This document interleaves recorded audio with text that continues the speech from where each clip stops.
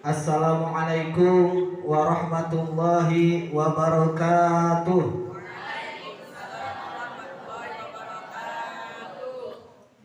Alhamdulillahilladzi amarona bitahalli bil adabil fadilah wa takhali 'anil akhlaqis safilah. Wassalatu wassalamu ala sayyidina Muhammadin ma'adani sifatil kamilah wa ala alihi wa sahbihi dhawil manaqibil hafilah, amma ba'du. Qala Allah ta'ala fil Qur'anil Karim, a'udzu billahi minasy syaithanir rajim. Bismillahirrahmanirrahim. Wa in kuntum fi raibin mimma nazzalna ala 'abdina fa'tu bi suratin min mithlih wa'atadna syuhada'akum min dunillahi in kuntum shadiqin. Al-ayah. Shadaqallahul azim wa shadaqa rasuluhun nabiyul karim wa nahnu ala dzalika minasyahidin wasyakirin walhamdulillahi rabbil alamin. Pimpinan Pondok Pesantren Al-Jauhar beserta keluarga besarnya yang saya hormati, Dewan Guru, Dewan Kiai Pondok Pesantren Al-Jauhar yang saya hormati, para ibu-ibu, bapak-bapak yang hadir di tempat ini yang saya hormati, tidak lupa kepada santri wal santriyah yang saya banggakan. Semoga kita semua senantiasa berada dalam lindungan Allah Subhanahu wa taala. Amin ya Allah ya rabbal alamin. Pertama-tama, marilah kita panjatkan puji dan syukur kita kepada Allah Subhanahu wa taala yang mana telah mengumpulkan kita semua di tempat yang insya Allah berkah ini. Sholawat beserta salam semoga tetap tercurah limpahkan kepada junjunan alam, yakni Habibana wa Nabiyana Sayyidina Muhammad sallallahu alaihi wasallam. Tidak lupa kepada keluarganya, sahabat, tabi'in dan tabi'at. Tidak lupa kepada kita selaku umat. Mudah-mudahan kita semua senantiasa mendapatkan syafaat jaga yaumil kiamat. Amin ya Allah ya rabbal alamin. Hadirin rahimakumullah. Malam ini kita semua umat Islam diingatkan dengan satu peristiwa besar dalam sejarah Islam, yaitu diturunkannya Al-Quran, atau yang populer disebut dengan Nuzulul Quran. Namun pada kesempatan hari ini saya tidak akan banyak membahas tentang Nuzulul Quran, karena masih ada banyak mubaligh atau mubalighah yang akan senantiasa menjelaskan tentang Nuzulul Quran. Semua agama tentu mempunyai kitab sucinya masing-masing, betul apa betul? Betul. Orang Yahudi mempunyai kitab Taurat. Agama Nasrani mempunyai kitab Injil. Agama Hindu mempunyai kitab Weda. Orang Buddha mempunyai kitab Trivitaka. Orang Majusi mempunyai kitab Zen Avesta. Dan kita umat Islam oleh Allah Subhanahu wa taala diberikan kitab suci Al-Qur'anul. Hadirin rahimakumullah. Ada beberapa alasan Kenapa Al-Quran disebut dengan kitab suci? Yang pertama, alasan Al-Quran disebut dengan kitab suci karena Al-Quran bebas dari intervensi manusia atau bebas dari campur gaul tangan manusia. Kenapa? Karena sampai dengan saat ini tidak ada satu orang pun yang mampu membuat satu kitab seperti Al-Quran. Jangankan satu kitab, satu surat pun, bahkan satu ayat pun tidak ada yang bisa meniru seperti gaya redaksi Al-Quran. Betul apa betul? Pernah ada yang mengatakan bahwa Al-Quran itu buatan Nabi kita semua, Nabi Muhammad Sallallahu Alaihi Wasallam. Jikalau benar ucapan tersebut, mungkin orang lain tentu juga bisa membuat semacam itu. Allah Subhanahu Wa Taala sendiri memberikan tantangan kepada kita semua dalam Al-Quran surat Al-Baqarah ayat 23. A'udzu billahi minasyaitonir rajim. Bismillahirrahmanirrahim. Wa in kuntum fi raibin mimma nazzalna ala abdina fa'tu bi suratin min mithlih. Al-ayah. Jikalau kalian ragu tentang kitab suci yang kami turunkan kepada hamba kami Muhammad, maka coba kalian buat satu surah semacam Al-Quran. Gak mampu sendirian, wada'u syuhada aku, ajak teman-teman kalian secara bersama-sama membuat satu surah semacam Al-Quran. Pernah ada yang mencoba dulu. Musailamah Al-Kadzab, seseorang yang mengaku-ngaku sebagai nabi setelah Nabi Muhammad SAW wafat. Dia meniru gaya redaksi surat Al-Fil. Al-Fil wa mal-fil wa ma adraka mal-fil hurdutun toil walahu zain. Gajah? Apa itu gajah? Apakah kamu tahu apa itu gajah? Dia mempunyai belalai dan ekor yang panjang. Kalimatnya sudah berbentuk syair, namun isi jauh panggang dari api. Karena untuk mengetahui seekor gajah tidak perlu turun surat seperti ayat tersebut. Betul apa betul? Betul. Betul apa betul? Betul. Belum percaya bahwa Al-Quran ini langsung turun dari Allah Subhanahu Wa Taala, kita bandingkan Al-Quran dengan hadis, tentu jauh berbeda. Kenapa?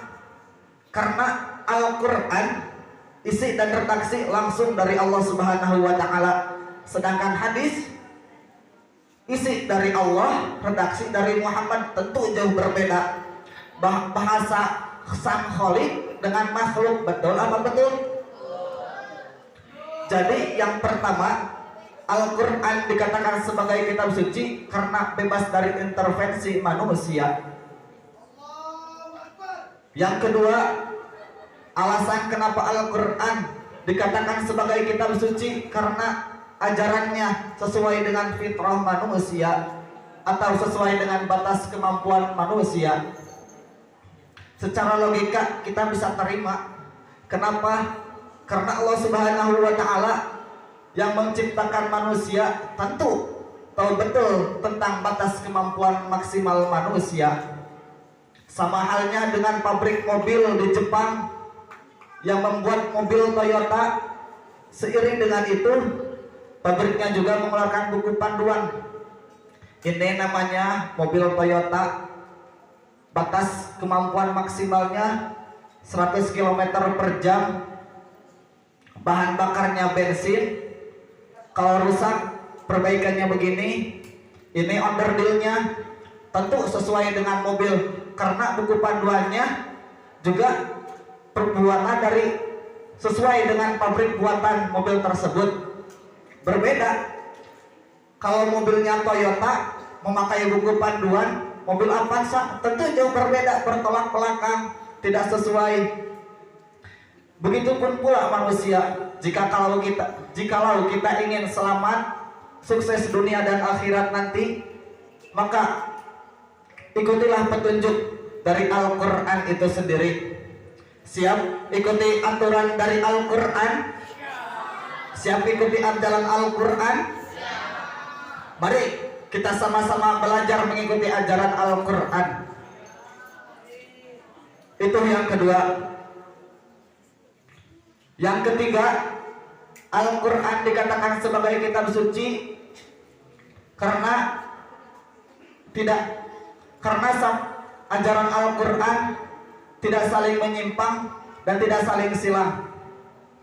Mana mungkin satu kitab suci saling menyimpang dan silang, betul apa betul? Di ayat ini dikatakan Tuhan itu Esa, sedangkan di ayat lain dikatakan Tuhan itu tiga. Mana mungkin satu kitab suci ajarannya saling menyimpang begitu? 6.660 ayat, 6.666 ayat, 30 juz, 114 surat, tidak ada satupun yang saling menyimpang dan tidak ada yang satupun yang saling silang. Inilah ajaran Al-Quran. Kesimpulan yang dapat saya ambil, Al-Quran dikatakan sebagai kitab suci yang pertama karena Al-Quran tidak ada campur gaul dengan tangan manusia atau bebas dari intervensi manusia. Yang kedua, ajaran Al-Quran sesuai dengan fitrah manusia. Yang ketiga, Al-Quran ajarannya tidak saling menyimpang dan tidak saling silang. Oleh karena itu, dengan diadakan peringatan malam nuzulul Quran, mari kita semua membaca Al-Quran. Karena dengan membaca kita bisa mengerti dan memahami. Sedangkan mengerti dan memahami adalah jalan untuk bisa mengamalkan dengan sebaik-baiknya. Semoga kita semua senantiasa bisa mengamalkan isi daripada Al-Quran. Amin ya Allah ya Rabbal Alamin. Allah ya Rabbal Alamin. Keluarga besar Pondok Pesantren Al-Johar beserta segenap keluarganya yang saya hormati, Dewan Kiai, Dewan Guru yang sama saya hormati, ibu-ibu, bapak-bapak Kampung Sukamulya yang sama saya hormati, dan tak lupa santri wa santriyah Al-Johar yang saya banggakan. Bu, Pak, pada tumaros, ayeuna teh malam naon?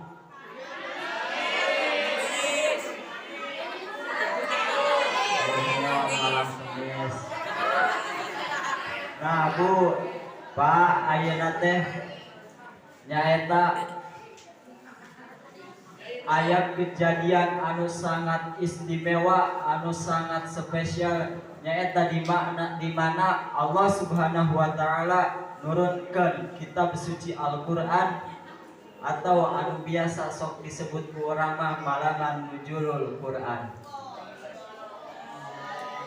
Sakumaha Allah parantos ngadawuh dina surah Al-Baqarah ayat Baitul Izzah, yaitu Lailatul Qadri, di malaman Lailatul Qadar. Kapan itu terjadinya malaman Lailatul Qadar? Tidak ada yang tahu. Tetapi para ulama banyak yang menyebutkan bahwasannya malaman Lailatul Qadar itu terjadinya di 20 akhir Ramadan. Kenapa Allah tidak memberitahu kapan terjadinya malaman Lailatul Qadar? Karena supaya kita umat manusia bisa untuk bersungguh-sungguh dalam mencari malaman Lailatul Qadar itu. Kalau Allah menurunkan malaman Lailatul Qadar itu, Allah memberitahunya, maka kita tidak akan bersungguh-sungguh untuk mencari malaman Lailatul Qadar itu. Lalu tsummal ardi nujuman. Allah menurunkan Al-Qur'an dari Baitul Izza ke permukaan bumi, yaitu nujuman secara berangsur-angsur. Allah menurunkan Al-Quran ke permukaan bumi ini melalui perantara malaikat Jibril yang diturunkan kepada Nabi besar kita, yakni Nabi Muhammad Sallallahu Alaihi Wasallam.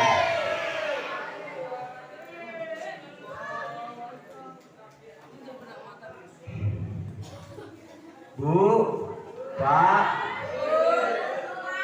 harus sok ngaos kana Quran. Bu, osok. Oh, alhamdulillah. Kenapa saya bertanya seperti itu? Karena Nabi pernah berkata bahwasannya khairukum man ta'allama al-Qur'an wa 'allamahu.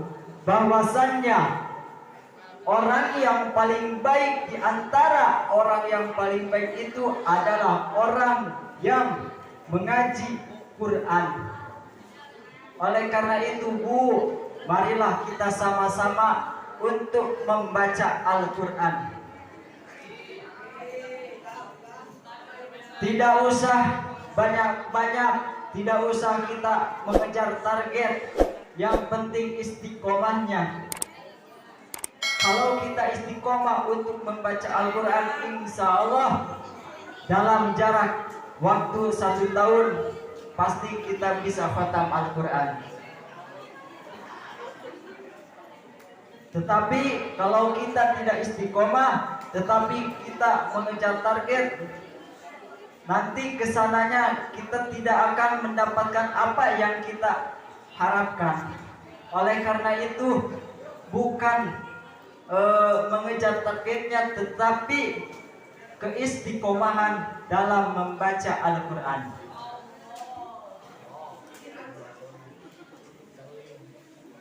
Bahkan ada hadis yang mengatakan bahwasannya tidak boleh, bahwasannya manusia itu tidak boleh iri kecuali terhadap 2 orang ini.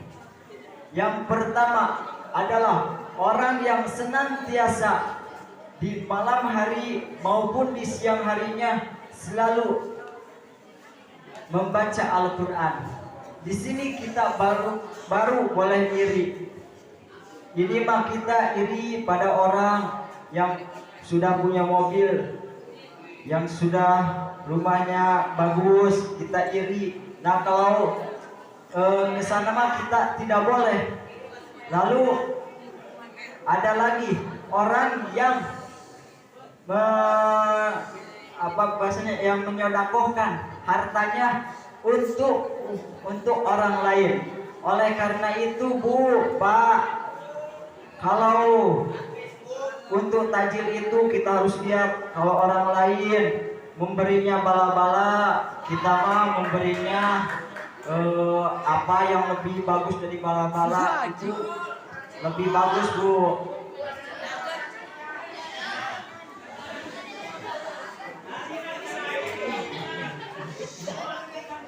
Ngerti, Bu? Oke, kembali ke redaksi. Allah menurunkan Al-Quran dari Baitul Izza ke bumi itu dalam jangka waktu 22 tahun, 2 bulan, 22 hari. Bisa kita hitung. Allah menurunkan Al-Quran kepada Nabi kita, yaitu saat Nabi berusia 40 tahun. Lalu Nabi terakhir kali mendapatkan wahyu itu berumur 63 tahun. Nah, jadi kalau secara keseluruhan itu mungkin 23 tahun. Ya, Bu, jantan sabaraha tahun cenah, Bu? Quran diturunkan ke permukaan bumi teh?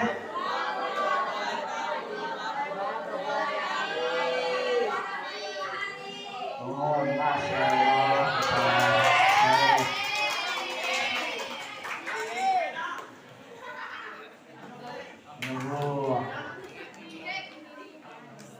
Bahkan ku saking agung-agungna ieu Al-Qur'an teh diturunkeun teh benten sareng kitab-kitab anu parantos ku Gusti Allah diturunkeun saperti kitab Taurat, Injil, Zabur. Allah ieu nurunkeun secara sekaligus, tetapi Allah nurunkeun kana Al-Qur'an ieu secara dua proses. Yaitu lumana proses kedua ini terjadi saat Kanjeng Rasulullah berada di Gua Hira, yang mana beliau sedang menyendiri, yang mana di saat itu di Arab peradaban mereka sangat di luar nalar. Oleh karena itu Rasulullah Shallallahu Alaihi Wasallam beliau memutuskan untuk menyendiri dari kaum jahiliyah ini. Di saat menyendiri ini, tepatnya pada tanggal 17 Ramadan, Allah memerintahkan malaikat Jibril untuk menurunkan wahyu yang pertama kepada Rasulullah Sallallahu Alaihi Wasallam. Di mana malaikat Jibril di sini berkata kepada Kanjeng Nabi, Iqra. Lalu Nabi berkata, ma'ana biqari, saya tidak bisa membaca. Sampai ini terulang 3 kali, dan barulah malaikat Jibril menurunkan wahyu pertamanya, yaitu surat Al-A'laq dari ayat 1 sampai ayat ke-5 yang berbunyi Iqra bismi rabbikal ladzi khalaq, khalaqal insana min 'alaq, dan seterusnya.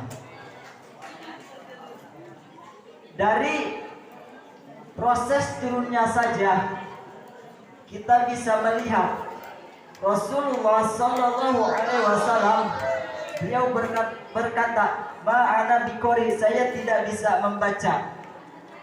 Yang dimaksud di sini memang Rasulullah Sallallahu Alaihi Wasallam tidak bisa membaca. Karena kenapa? Kalau Rasulullah Sallallahu Alaihi Wasallam beliau bisa membaca, maka bisa dikatakan Al-Quran ini bisa jadi buatan Kanjeng Nabi Muhammad. Assalamualaikum warahmatullahi wabarakatuh.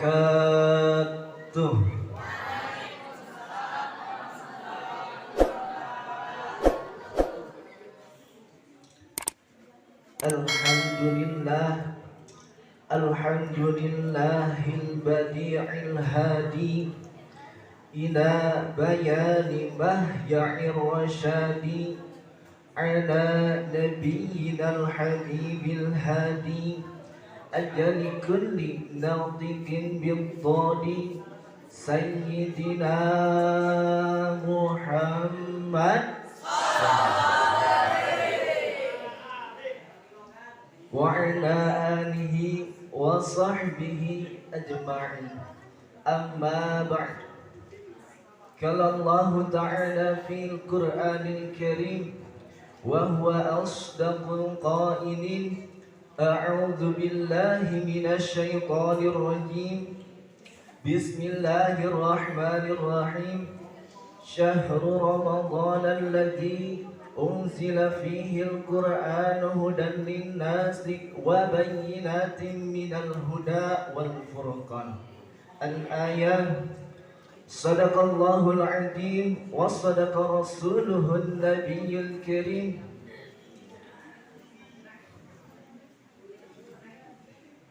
Yang saya hormati pimpinan Pondok Pesantren Al-Jauhar beserta keluarga, yang saya hormati kepada staf kepengurusan Pondok Pesantren Al-Jauhar dari atasan sampai bawahan, yang saya hormati kepada ibu-ibu, bapak-bapak, dan tak lupa kepada santriin dan santriyah yang saya cintai.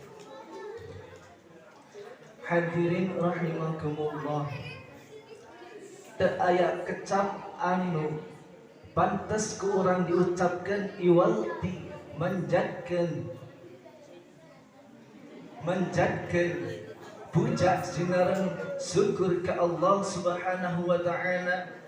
Puja anu ngajantenkeun panghias rasa dimimiti urang muka kana ieu acara mangga urang sanggakeun ka Allah Subhanahu wa taala nyatana Allah azza wa jalla. Puji anu ngajantenkeun panghias ati dimimiti urang ngaji mangga urang sanggakeun ka Allah anu maha suci nyatana Allah Rabbul Izzati. Rasa syukur mangga orang panjatkeun mangga orang sanggakeun ka rasa syukur anu ngajantenkeun panolak takabur dimimiti orang kumpul mangga orang sanggakeun ka Allah anu maha luhur nyatana Allah Rabbul Ghafur. Anu mana Allah Subhanahu wa taala parantos masihan mangpirang-pirang kanikmatan ka urang sarerea. Lamun cenah lautan dijadikeun tintana, tatangkalan dijadikeun penakna, pasti kanikmatan ti Allah moal beres diucapkeun morengse dituliskeun. Sakumaha pidoh Allah Subhanahu wa taala dina Al-Qur'an nyaeta dina surat An-Nahl ayat 18. A'udzu billahi minasyaitonir rajim. Bismillahirrahmanirrahim. Wa in ta'uddu ni'matallahi la tuhsuha. Wa in ta'uddu jeung lamun araranjeun ngetang-ngetang ni'matallahi kana nikmati Allah la tuhsuha maka moal tiasa araranjeun ngetang kana kanikmatan ti Allah.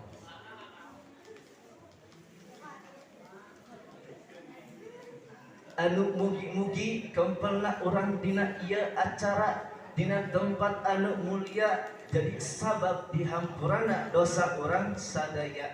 Amin ya rabbal alamin.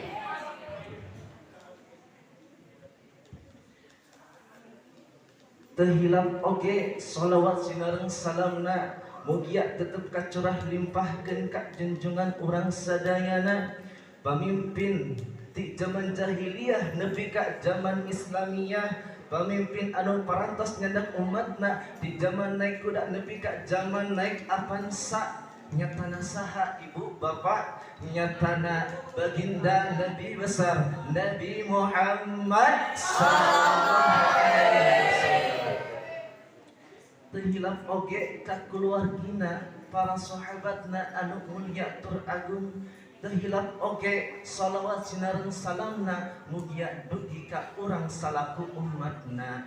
Amin ya rabbal alamin. Hadirin rahimakumullah. Di dieu abdi bade ngajelaskeun saeutik tina nuzulul Quran. Naon cenah hartina nuzulul Quran teh nyaeta turunna Al-Qur'an. Timbul pertanyaan ka urang sadaya, Al-Qur'an teh diturunkeun ti mana ka mana? Jawabanana Al-Qur'an diturunkeun aya dua proses. Proses pertama Al-Qur'an diturunkeun ti Lauhil Mahfuz. Naon cenah? Lauhil Mahfuz. Terus eta Al-Qur'an diturunkeun ti Lauhil Mahfuz ka mana? Nyaeta diturunkeun Al-Qur'an ti Lauhil Mahfuz teh ka Baitul Izzah. Anu hartina Baitul Izzah teh nyaeta langitna dunya. Tah, perlu kauningnya kurang sadaya Al-Qur'an diturunkeun ti Lauhil Mahfuz ka Baitul Izzah atau langit dunia ieu dengan secara sekaligus. Naon cenah? Dengan secara sekaligus. Tah, ti mimiti surat Al-Fatihah dugi ka surat An-Nas, ya Al-Quran diturunkan ka Baitul Izzah melalui perantara malaikat Jibril. Saha cenah? Malaikat Jibril. Anu kadua, proses anu kadua nyaeta naon cenah? Al-Quran teh diturunkan di mana ka mana? Proses kedua teh nyaeta Al-Quran diturunkan di Baitul Izzah ka baginda Nabi Muhammad sallallahu alaihi wasallam. Turunna Al-Quran di Baitul Izzah ka baginda Nabi Muhammad sallallahu alaihi wasallam ya dengan melalui perantara malaikat Jibril sekaligus wahyu yang diberikan oleh Allah Subhanahu wa taala kepada baginda Nabi. Berbeda proses kedua dan proses ke satu. Berbeda apanya? Berbeda dari segi penurunannya. Nyaeta turunna Al-Quran di Baitul Izzah ka baginda Nabi nyaeta secara berangsur-angsur melalui malaikat Jibril. Seberapa tahun Al-Quran diturunkan dari Baitul Izzah melalui perantara malaikat Jibril? Teksakal turunna Al-Quran di Baitul Izzah ka baginda Nabi nyaeta aya anu nyebutkeun 23 tahun. Teksakal deui ada aya anu nyebutkeun Al-Quran diturunkan di Baitul Izzah ka baginda Nabi teh nyaeta 22 tahun, 22 bulan, 22 hari. Jadi aya perbedaan antara proses pertama penurunan Al-Quran dan proses kedua penurunan Al-Quran nyaeta hiji. Al-Quran diturunkan di Lauhil Mahfuz ka Baitul Izzah ya dengan secara sekaligus. Berbeda dengan penurunan Al-Quran di Baitul Izzah ka baginda Nabi Muhammad sallallahu alaihi wasallam ia secara berangsur-angsur selama 22 tahun, 22 bulan, 22 hari. Periode jika udinya ku urang sadaya ibu bapak ece akan nyaeta bahwa turunna Al-Quran di Lauhil Mahfuz ka Baitul Izzah ieu sanes pada tanggal 17 Ramadan. Tetapi turunna Al-Quran di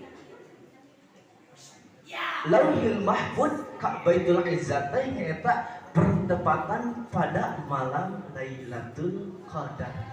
Naon cenah? Malam Lailatul Qadar. Berbeda diturunkan Al-Quran di Baitul Izzah ka baginda Nabi nyaeta diturunkan teh pada tanggal 17 Ramadan. Margi kitu tak aya anu terang turunna Al-Quran di Lauhil Mahfuz ka Baitul Izzah teh tak aya seorang pun anu terang karena turunna Al-Quran dengan secara sekaligus ka Baitul Izzah. Timbul pertanyaan deui ti urang sararea, kunaon geuning cenah Al-Quran turunna Al-Quran di Baitul Izzah ka baginda Nabi Muhammad secara berangsur-angsur? Jawabanana nyaeta sabab kumaha kebutuhanna nana beliau, kebutuhan baginda Nabi Muhammad untuk menjadikan sebuah Quran hukum bagi umatnya. Seperti contoh pada zaman dahulu, pada zaman baginda Nabi, meminum arak itu tidak diharamkan. Tetapi setelah itu ada orang yang meminum arak lalu dia tidak sadarkan diri jadi lungleng, jadi lungsing. Jadinya turunlah ayat yang menjelaskan tentang haramnya diminumnya arak. Nah, seperti itu. Paham di dia? Naon cenah Al-Qur'an teh diturunkeunana melalui sabaraha proses? Proses pertama Al-Qur'an di mana ka mana diturunkeunana? Melalui perantara saha cenah? Alhamdulillah. Nu kadua, proses anu kadua Al-Qur'an diturunkan di mana ka mana cenah? Dengan secara selama berapa tahun?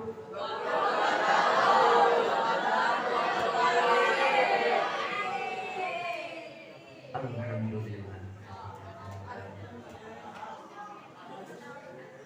Hadirin rahimakumullah. Abdi bade tumaros kanu aya di dieu. Margi di dieu aya anu tos khatam Al-Qur'an sataacan 17 Ramadan. Alhamdulillah. Ibu-ibu aya anu parantos tamat.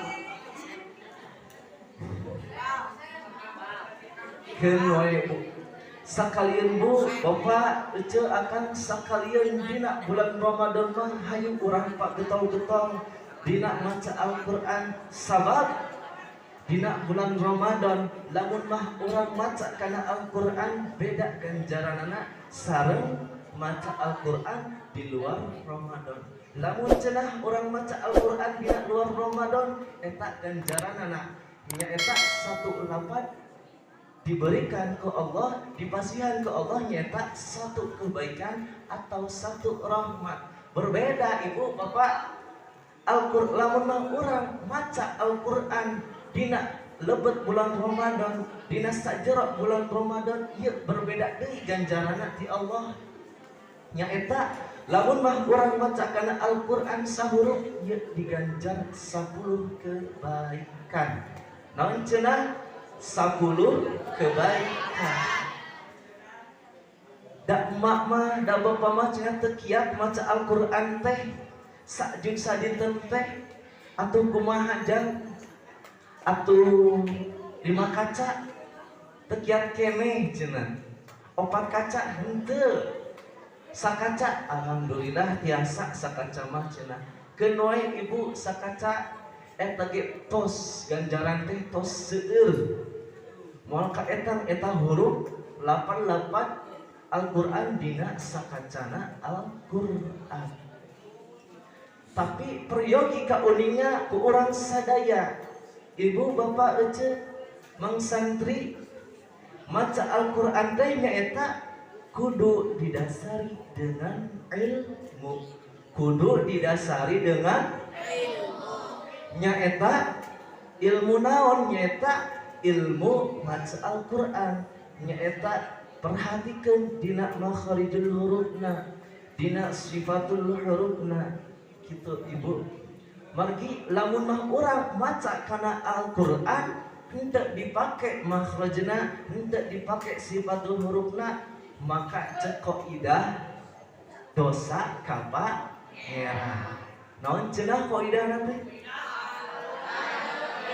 Wal akhdu bi tadwidi hakmun ladimu malam yudawidil Qur'ana asimun wajib tadwid wajib lalu baca Qur'an bertamake tadwid dosa kepangeran.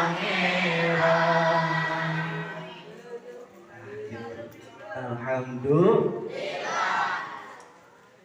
Cenah abah emak mada tetiasa maca Al-Qur'an teh makhorijul huruf da ngasakieu-kieuna kumaha atuh?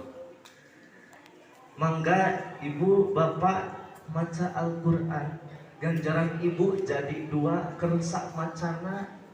Nu kadua nyaeta meskipun barak tajul dina maca Al-Qur'an eta diganjar ku Allah Subhanahu wa taala. Alhamdulillahirabbil alamin. Hadirin rahimakumullah. Sakitu anu kapihatur pisin kuring kurang lebihna punten kasadayana tina babasa atawa tina diri abdi kasalahan tina diri abdi. Mugia aya manfaatna khususna pikeun diri abdi, umumna pikeun urang sadaya. Hadanallahu wa iyyakum ajma'in. Wassalamu alaikum warahmatullahi wabarakatuh.